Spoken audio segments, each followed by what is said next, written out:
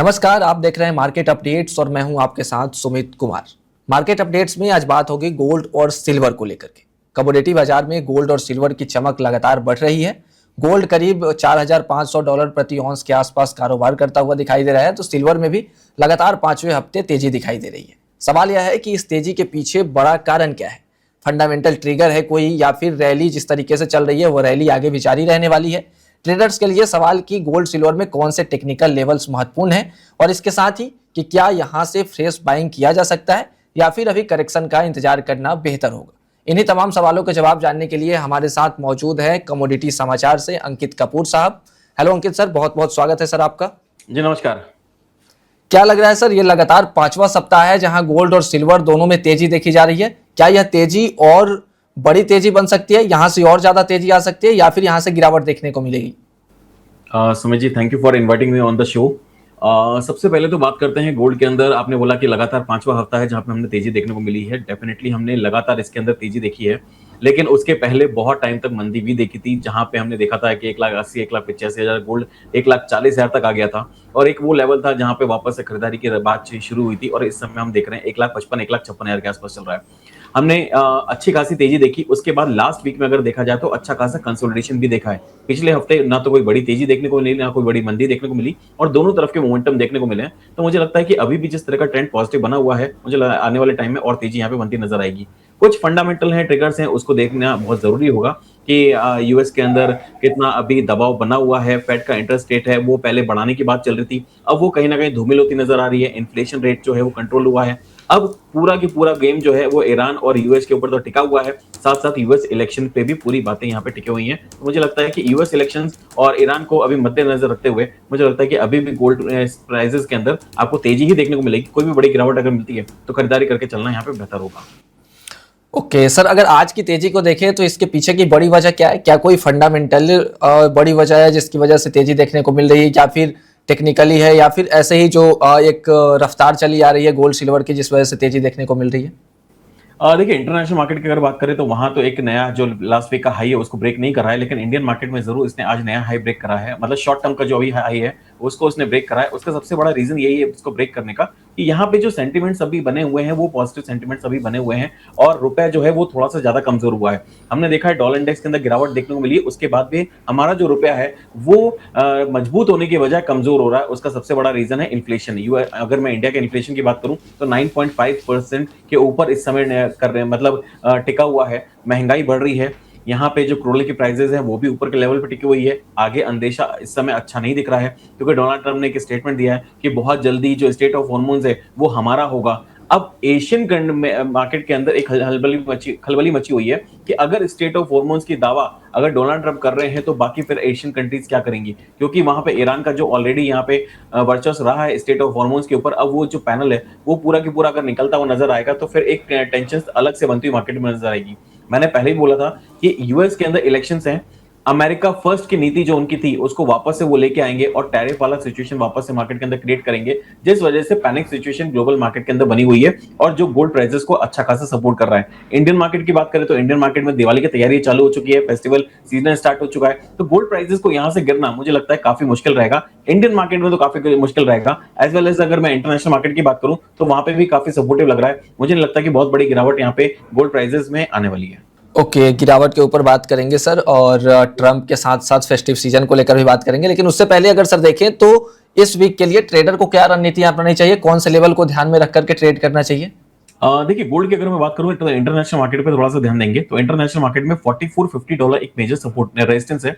अगर वो ब्रेक करता है तो फिर मान के चलेगा बहुत जल्दी आपको $4600 $4700 तक की तेजी यहाँ पे देखने को मिलेगी। तो यहाँ पे अगर 4450 का लेवल अगर ब्रेक करता है तो स्टॉप लॉस यहाँ पे $4300 का स्ट्रिक्टली मेंटेन करेंगे। तो $4300 का स्टॉप लॉस मेंटेन करके आप $44 के ऊपर ब्रेक कर सकते हैं। अगर आप चार्ट को थोड़ा सा ध्यान से देखेंगे तो यहाँ पे पैरेंट पैटर्न बन रहा है, तो एक कंसोलिडेशन है, एक रेंज में ट्रेड कर रहा है। कोई भी एक पॉजिटिव ट्रिगर आया गोल्ड के लिए, मतलब ग्लोबल मार्केट से कोई भी एक नेगेटिव न्यूज आई या फिर इस तरह की सिचुएशन आई जहां पे गोल्ड को वो ट्रिगर पॉजिटिव कर सकता है, तो मुझे लगता है कि बहुत अच्छा मोमेंटम हमको देखने को मिलेगा। तो $4450 एक रेजिस्टेंस है, वो ब्रेक करेगा तो फर्दर अपसाइड रैली के लिए हम तैयार रहेंगे। स्टॉप लॉस यहाँ पे $4300 का शॉर्ट टर्म में बना हुआ है। ओके, और सर सिल्वर को लेकर के? देखिए सिल्वर भी एक काफी अच्छे कंसोलिडेशन फेज में है। ऊपर में रेजिस्टेंस की अगर बात करूंगा तो 67.20 का रेजिस्टेंस है और सपोर्ट $63 का है। अगर 67.20 का लेवल ब्रेक कर दिया तो पेनेंट पैटर्न को ब्रेक करेगा और आने वाले टाइम में आप मान के चलिए $73 से $76 तक के टारगेट्स यहाँ पे देखने को मिलेंगे। तो नीचे में जो स्टॉप लॉस रहेगा वो $63 का ट्रेडर्स के लिए बन चुका है। तो जिन्होंने भी खरीदारी करके रखी है वो $63 का स्टॉप लॉस मेंटेन करें। इंडियन मार्केट की अगर बात करूं तो इंडियन मार्केट में 2,30,000 और 2,42,000 उसके बीच में ट्रेड कर रहा है। जिधर भी ब्रेक करेगा उधर आपको पॉजिटिव मोमेंटम देखने को मिलेगा। अगर ये 2,30,000 के नीचे जाता है तो मान के चलिए 2,26,000 2,25,000 के आसपास अच्छी खासी खरीदारी बनेगी। लेकिन अगर 2,30,000 का लेवल ब्रेक नहीं करता है और 2,42,000 ब्रेक कर देता है, मैं फिर बोल रहा हूँ 2,43,200 का लेवल अगर ब्रेक कर देता है तो मान के चलेगा 20 से 25,000 रुपए की तेजी आपको बहुत जल्दी चांदी के अंदर देखने को मिलेगी। क्योंकि जिस तरह से रैली देखी है, एक कंसोलिडेशन मिला है, तो ये रैली कंटिन्यू देखने को मिलेगी। तो 2,42,000 के ऊपर फ्रेश बाइंग करें। 2,30,000 का स्टॉप लॉस रहेगा। टारगेट की बात करेंगे तो टारगेट 2,65,000 से 2,70,000 तक देखने को मिल सकता है। ओके, अगर सर देखें तो पांचवें वीक में लगातार तेजी देखने को मिल रही है। मतलब अगर करीब करीब देखें तो एक महीने के आसपास गोल्ड में अगर एमसीएक्स की बात करें तो 15,000 रुपए की तेजी देखने को मिल गई और सिल्वर में देखें तो 20,000 रुपए की तेजी दिखाई दे रही है करीब करीब एक महीने के आसपास। वही अगर इंटरनेशनल मार्केट में देखें तो $500 प्रति ऑंस के आसपास गोल्ड में तेजी दिखाई दे रही है। क्या लग रहा है सर, इस तेजी के बाद भी और तेजी आने की संभावना है? और अगर आ सकती है तो क्या वजह है, क्यों आएगी इतनी बड़ी तेजी?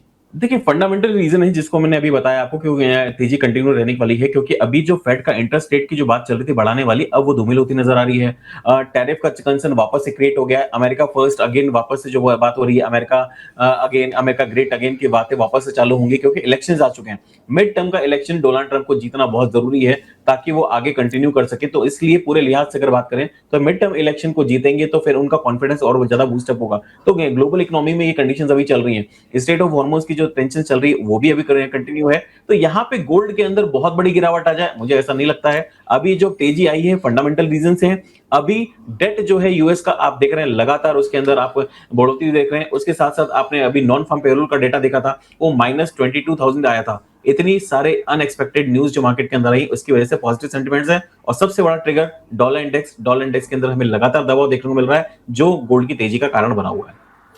ओके सर, ईरान और ट्रंप पे आते हैं थोड़ा। स्टेट ऑफ हॉर्मुज को लेकर के जिस तरह के दावे किए जा रहे हैं, जिस तरह की खबरें सामने आ रही है, इसके साथ ही 19 अगस्त को फेड मिनट में जारी करने वाला है। तो इसको लेकर क्या इंपैक्ट पड़ता हुआ दिखाई दे रहा है सर मार्केट पर?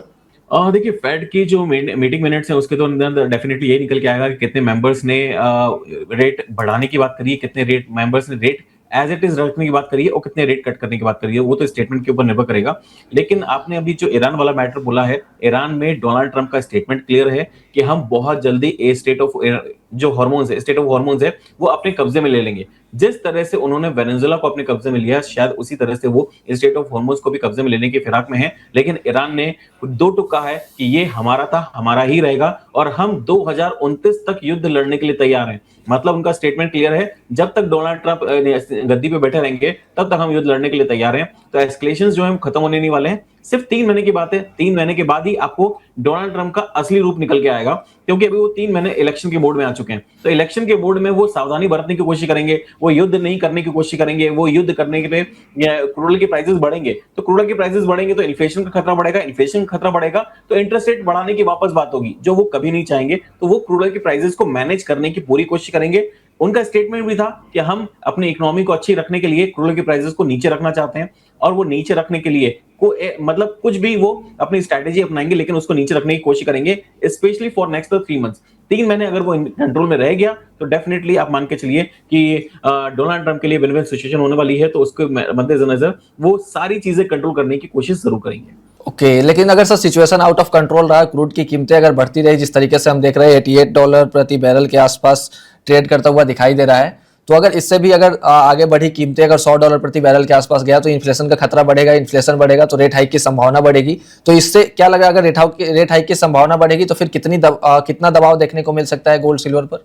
तो देखिए अगर इस तरह की सिचुएशन होगी तो डेफिनेटली आपको दबाव देखने को मिलेगा। तो ये जो सिनेरियोज हैं उसके ऊपर हम लोग ध्यान रखे हुए हैं। अगर क्रूड ऑयल के प्राइसेस वापस से अपसाइड शूट होते हैं तो फिर मान के चलिएगा कि आपके गोल्ड प्राइसेस के अंदर जो हम बड़ी एक्सपेक्टेशन कर रहे हैं वो कहीं ना कहीं धूमिल होती नजर आ रही है। लेकिन एज ऑफ नाउ चार्ट्स की अगर मैं बात करूं तो ऐसा कोई सेंटिमेंट्स लग नहीं रहा है। तो मुझे अभी भी उम्मीद है कि जो स्टेट ऑफ हॉर्मोन्स है उसके अंदर बातें चलती रहेंगी। नेक्स्ट 3 मंथ जब तक इलेक्शन नहीं हो जाते तब तक का ही व्यू रखें, उसके बाद का व्यू बनाने की कोशिश मत करें। और बाकी ग्लोबल मार्केट के ऊपर नजर रखी हुई है, क्योंकि हमने देखा इजराइल ने लगातार लेबनान के ऊपर हमला करा है, लेकिन फिर भी क्रूड ऑयल प्राइसेस में इतना इंपैक्ट नहीं पड़ रहा है, क्योंकि अब ये सारी न्यूज़ेस ऑलरेडी डिस्काउंट हो चुकी हैं। अब नए ट्रिगर्स क्या आएंगे मार्केट में उसको ध्यान रखना जरूरी है।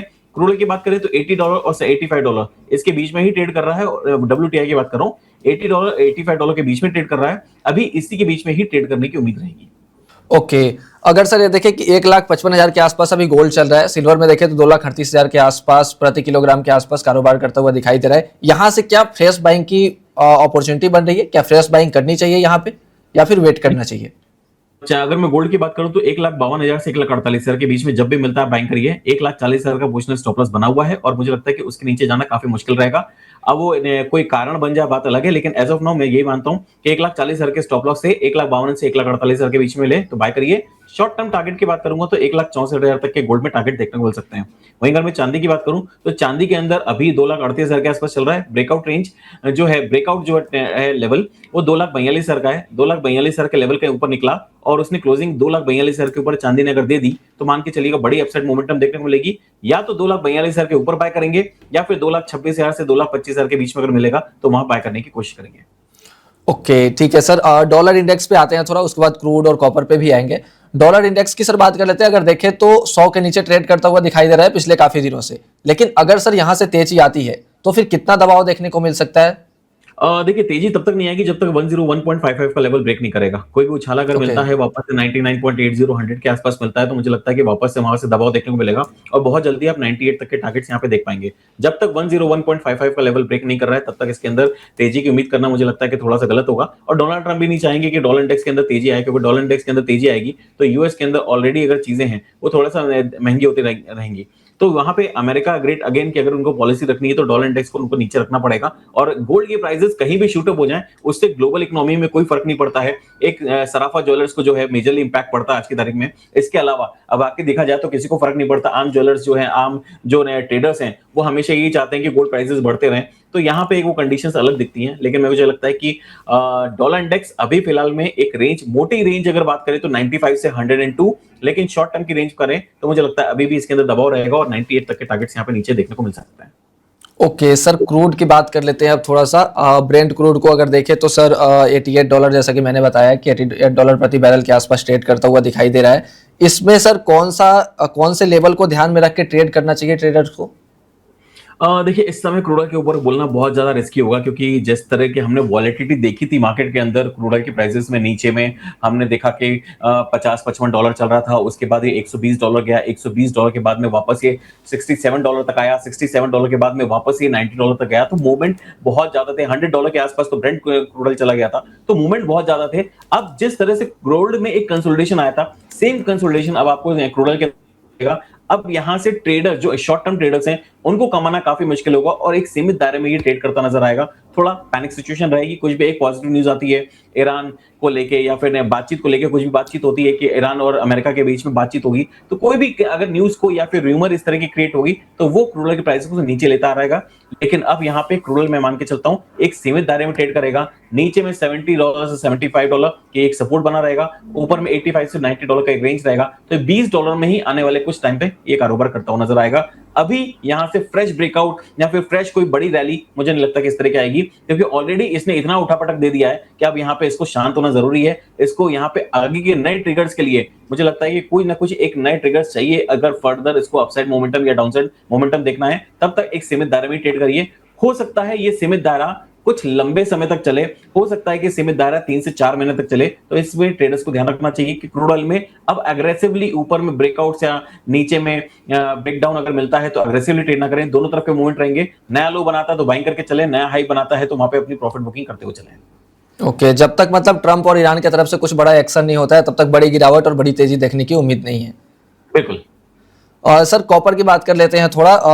1392 के आसपास ट्रेड करता हुआ दिखाई दे रहा है। पिछली बार भी हमने बात की थी, उससे पहले भी बात की थी। लगातार आप बुलिश बने हुए हैं और तेजी भी देखने को मिल रही है। इस बार क्या स्ट्रेटजी अपनाएं सर?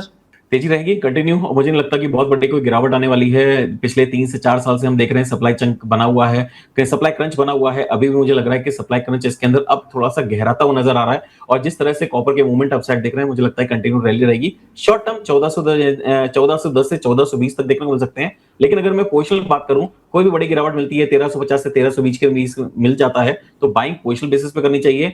1180 का स्टॉप लॉस लगाएंगे, आने वाले टाइम में 1800 तक के टारगेट देखने को मिल सकते हैं। तो जितने भी इंडस्ट्रियलिस्ट हैं, जितने भी कॉपर इंडस्ट्री से जुड़े हुए लोग हैं, मुझे लगता है कि उनके लिए इस समय सुनहरा अवसर है निवेश करने का। तो कॉपर के अंदर आप निवेश करके चलिए, एक अच्छा खासा आपको बेनिफिट यहाँ पे देखने को मिल सकता है। ओके सर, 1800 का जो टारगेट बता रहे हैं वो कब तक अचीव हो पाएगा? मुझे लग रहा है कि मार्च 2027 के पहले ही अचीव हो जाना चाहिए, और अगर ये दिसंबर 2027 के पहले भी, अगर 2026 के पहले में भी हो जाता है तो आश्चर्य नहीं होगा। ओके, मतलब गोल्ड और सिल्वर के साथ साथ कॉपर भी तेजी से भागता हुआ नजर आ सकता है इस बार। देखिए, इस समय अगर बात करें तो सारे बेस मेटल्स बहुत अच्छा परफॉर्म करते नजर आ रहे हैं। जिंक अगर देखें तो 400 के लेवल को क्रॉस कर चुका है। एल्यूमिनियम भी अपसाइड मोमेंटम में देख रहा है। सिर्फ एक निकल है जो काफी स्लगिश बना हुआ है, लेकिन थोड़ा सा इसके अंदर रुकिए, 3 से 4 महीने बाद आपको निकल भी परफॉर्म करता हुआ नजर आएगा। लेड एक ऐसी कमोडिटी है जो काफी अंडररेटेड रही है। 188 185 के आसपास बहुत लंबे समय तक ट्रेड करी है। अब ये 194 से लेकर 204 के बीच में रेंज में ट्रेड कर रही है। तो सभी बेस मेटल्स की अगर मैं बात करूं तो डिमांड निकल के आती हुई नजर आ रही है। सबसे बड़ा इंपैक्ट, अगर जितना भी नुकसान हुआ है मिडिल ईस्ट में, जितना भी अगर हम बात करें कॉपर है, जो चाइना है वहां पे डिमांड स्लगिश हुई थी इतने टाइम से, जहां पे वो स्लो इकोनॉमी चल रही थी, अब वो रिबाउंड करता हुआ नजर आएगा। बाकी अगर बात करें ग्लोबल मार्केट के अंदर, तो सिल्वर बहुत ज्यादा महंगी हुई, तो अब सब्स्टिट्यूट के रूप में अगले बेस मेटल्स के रूप में कॉपर ही रहने वाला है, या फिर जो अदर बेस मेटल्स है उनका भी डिमांड रेगुलरली बना रहेगा। तो मुझे नहीं लगता कि कोई बहुत बड़ी गिरावट यहाँ पे बेस मेटल्स में इस समय देखने को मिलेगी। ट्रेंड पॉजिटिव है, अपनी तेजी को कंटिन्यू कर सकते हैं। ओके, बेस मेटल में यहाँ से तेजी देखने को मिल सकती है। नेचुरल गैस की सर थोड़ा बात कर लेते हैं। नेचुरल गैस में सर कौन सा लेवल अहम है, ट्रेडर को किस पे ध्यान रखना चाहिए, कौन से लेवल पे? देखिए, नेचुरल गैस परफॉर्म नहीं कर पा रहा है, लेकिन फंडामेंटली ये है कि $2.5 के आसपास जब भी नेचुरल गैस आता है तो वहां पे प्रोडक्शन जो है थोड़ा सा रोकने की कोशिश करी जाती है, सप्लाई जो है उसको रोकने कंट्रोल करने की कोशिश करी जाती है, क्योंकि उसके नीचे जो जितनी भी रिफाइनरीज हैं उनको नुकसान होना चालू हो जाता है, जितनी भी कंपनीज हैं उनको नुकसान होना चालू हो जाता है। तो वहां पे वो उसको रोकने की कोशिश वो जरूर करते हैं कि यार $2.5 के आसपास अगर आ गया तो फिर उससे ज्यादा गिरावट की एक्सपेक्टेशन कम हो जाती है। फिर भी अगर मैं इंटरनेशनल मार्केट की अगर बात छोड़ दूं, इंडियन मार्केट की बात करूं, 230 का सपोर्ट है, 275 का रेजिस्टेंस है। जब तक ये लेवल्स ब्रेक नहीं करेंगे तब तक ट्रेडर्स को थोड़ा सावधानी रखना जरूरी है। ओके, वापस से सर गोल्ड सिल्वर पे आते हैं। क्या कहना चाहेंगे सर निवेशकों को, क्या सर उनको फिर से मौका मिल सकता है 1,40,000 का जो लेवल था गोल्ड का, और सिल्वर का जो 2,20,000 का लेवल था, उस लेवल पे खरीदारी का मौका फिर से आ सकता है, या फिर मौका हाथ से निकल गया है? देखिए, मौका कभी बता के नहीं आता है। मौका आया था, लोगों ने उसके अगर छोड़ दिया है तो फिर वापस से मौका आ रहा है। मुझे लगता है कि इतना घबराने वाली चीजें नहीं होती। मुझे लगता है निवेश करके चलिए, आने वाले टाइम में बेहतर होगा। स्टैगर्ड मैनर में निवेश करके चलिए, कोई भी मौका नहीं होता है, कोई भी छूट नहीं होती है। ट्रेंड पॉजिटिव है गोल्ड और सिल्वर का। कोई भी स्टैगर्ड मैनर में अगर मिलता है, आपके चैनल पे मैंने बोला था 2,25,000 से 1,80,000 चांदी, वो एक लेवल है जहां पे आप स्टैगर्ड मैनर में धीरे धीरे बाय करके चलिए।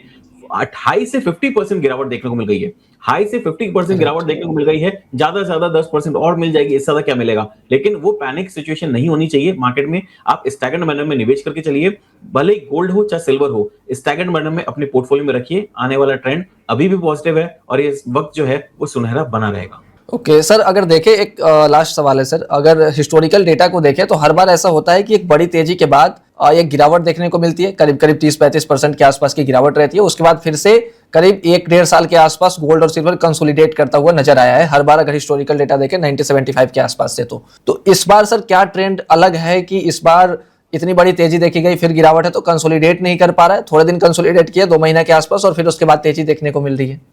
देखिए, कंसोलिडेट 2 महीने नहीं करा है, अगर देखा जाए तो 6 महीने कंसोलिडेट करा है।